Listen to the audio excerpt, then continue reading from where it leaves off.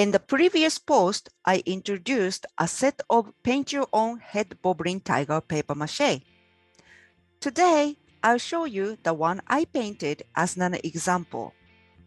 I did this at one of the workshops by Tsuyako Tai, the certified artisan of HARIKO-TORA. Luckily, I was the only attendant that Tsuyako and I could talk a lot. It was the first time we met and we hit it off well.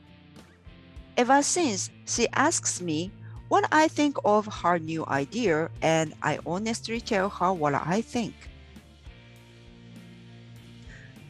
The craft she does connects to my childhood memory.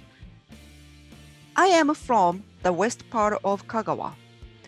HARIKO-TORA, the head bobbling tiger paper mache, is the traditional crafts of the area. When I was in elementary school, there was one HARIKO-TORA work studio of one craftsman on the way to school. In Japan, most elementary students go to school on foot. So, on the way to school and the way back from school, I used to stop and gaze at what he was doing. I was born with an urge to create, so I always wanted to paint on the tiger by myself. It was one of those fantasies that you have when you were a kid, like wanting to eat whole cake by yourself. When I saw a flyer about Tsuyako's Paint Your Own Tiger workshop, I jumped on it. And I told Tsuyako about my childhood memory and how excited I was.